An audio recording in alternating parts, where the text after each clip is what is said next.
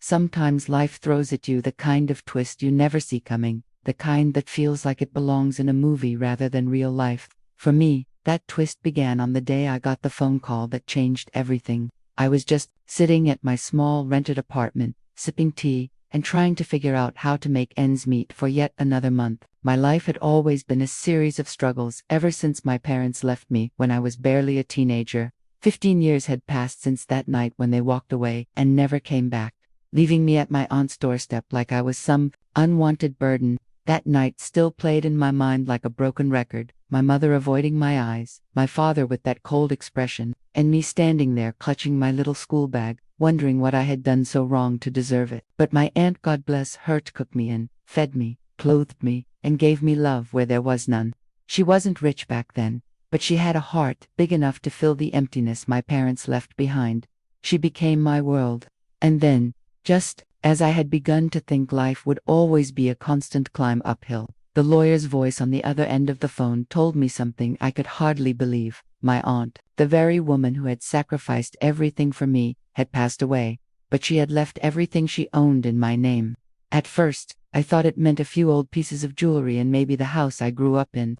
But when I reached the office and the will was read out, I realized my aunt had built an empire silently, quietly investing, buying land, businesses, shares, and properties. Overnight, I went from a struggling nobody to the sole heir of a fortune worth millions. The shock hit me so hard that I couldn't even cry. All I could think was, why did she never tell me? Why did she keep this a secret, living so humbly with me all those years while she quietly created this mountain of wealth? And just as I was battling those questions, I heard a knock at the door of my new mansion. A knock that would open the gates of my past, the very past I thought I had buried forever. The knock on the door echoed through the massive hallways of the mansion, a sound that somehow felt heavier than any knock I had ever heard before. My chest tightened, and for a moment I hesitated, staring at the polished wooden doors that stood taller than me.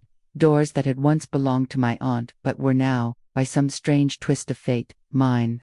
I took a deep breath, expecting maybe the lawyer again, or perhaps one of the staff who had stayed behind to help me settle in. But when I opened it, the air around me seemed to freeze. There they were, my parents, the very people I hadn't seen in 15 long years. My mother's face had aged, but her eyes were still sharp, though now they flickered with something I hadn't seen before, calculated sweetness. My father stood taller, though the years had left their marks on him too, his hair thinner, his posture not as commanding as I remembered. I didn't know whether to slam the door in their faces or to just collapse from shock. My mind instantly rushed back to that night when they abandoned me, the way they had looked at me as though I wasn't theirs, as though I was some obstacle in their lives they needed to get rid of. That memory burned so vividly that it almost felt like it had happened yesterday. "Sweetheart," my mother said, her voice dripping with a warmth that I knew wasn't real. "We've missed you so much, sweetheart." The word tasted like poison. For years I had begged for their love, their attention, their acknowledgement, but all I got was silence, emptiness, and the sound of their car driving away. Now, standing at the threshold of my aunt's mansion, holding the weight of her legacy on my shoulders, they dared to call me sweetheart. I clenched my fists and tried to steady my breathing. My father's lips curved into what I assumed was meant to be a smile. "You've grown up so well," he said, scanning the marble floors, the high ceilings, and the golden frames of the house, as if he already owned them. That was the moment it hit me. They weren't here for me. They were here for what my aunt had left behind. The love in their eyes wasn't for me. It was for the wealth that had suddenly become mine. And yet, even as my heart screamed at me to push them out, a small voice deep inside whispered the question I had avoided for so long. Could people really change? Or were they exactly who I had always known them to be? I stepped aside reluctantly, letting them in, not out of forgiveness, but out of curiosity, wanting to see just how far they would go to win me over now that I held the fortune they never expected me to have. The air inside the mansion felt heavier. The moment they stepped in, like their very presence carried the weight of all those years of abandonment and betrayal. I watched them walk across the marble floor, their eyes darting from chandelier to staircase, from oil painting to antique vase, as if they were cataloging the value of everything in sight.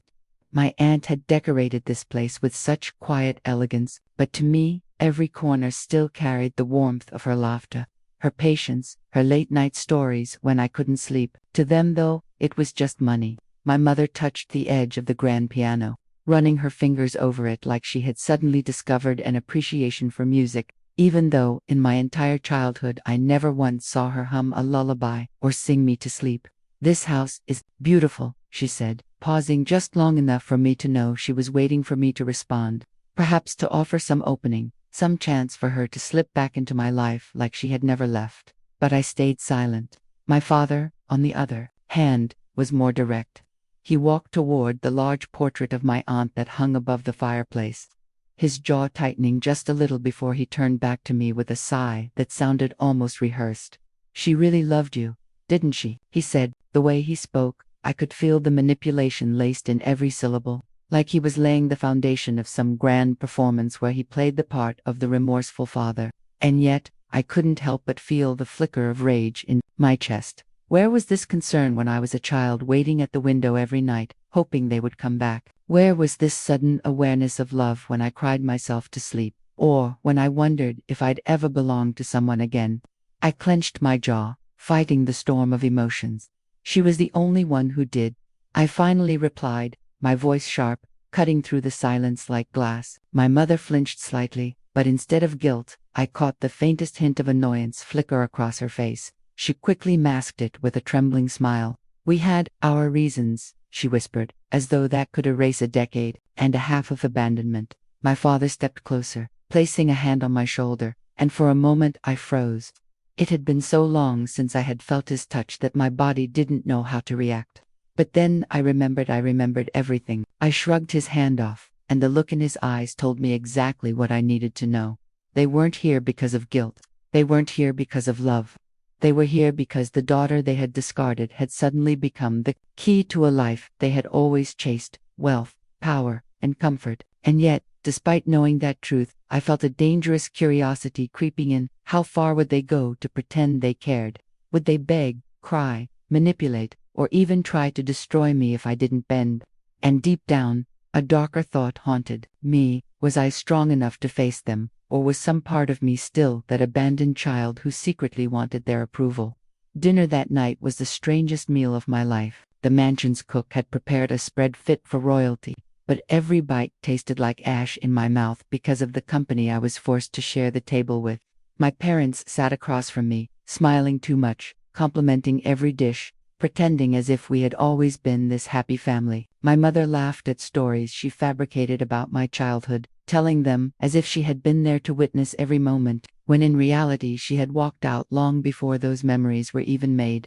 "You always love sweet dishes," she said with that sugary tone, pushing a plate of dessert toward me like she remembered anything about my preferences. I wanted to throw it across the room, but I bit my tongue and let her performance continue.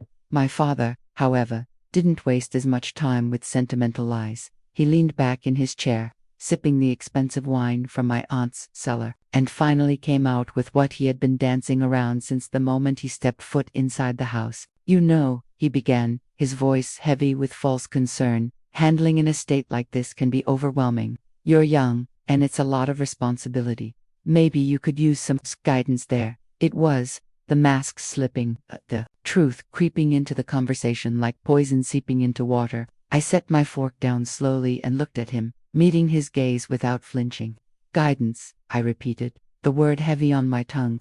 My mother jumped in quickly, as if to soften the blow. "What your father means," she said sweetly, "is that we can help you. You don't have to do this alone. We're your parents, after all. Families should stick together." My laugh came out before I could stop it, bitter and sharp, cutting through the air like a blade. Family. They had the audacity to use that word, as if they hadn't discarded me like trash all those years ago. I leaned back in my chair and let the silence stretch, watching them squirm ever so slightly, their perfect little act cracking under the weight of the truth I wasn't afraid to confront. The part of me that once craved their approval was dying a slow death that night, being replaced with something colder, sharper. I wasn't their abandoned child anymore. I was the heir to everything my aunt had built, and I finally understood the power that gave me. But as I looked at them across the table, I also realized something terrifying. This was only the beginning. They weren't going to walk away quietly. They were going to fight, scheme, and twist every weakness they thought I had until they got what they wanted. And for the first time in years, I wasn't just bracing myself for heartbreak, I was preparing for war. The days that followed were a blur of manipulation, rehearsed affection, and carefully chosen words, each one designed to chip away at the walls I had built around my heart. My parents moved like shadows in the mansion, showing up at breakfast with smiles too polished, hovering during meetings with lawyers, pretending to care about every decision I made.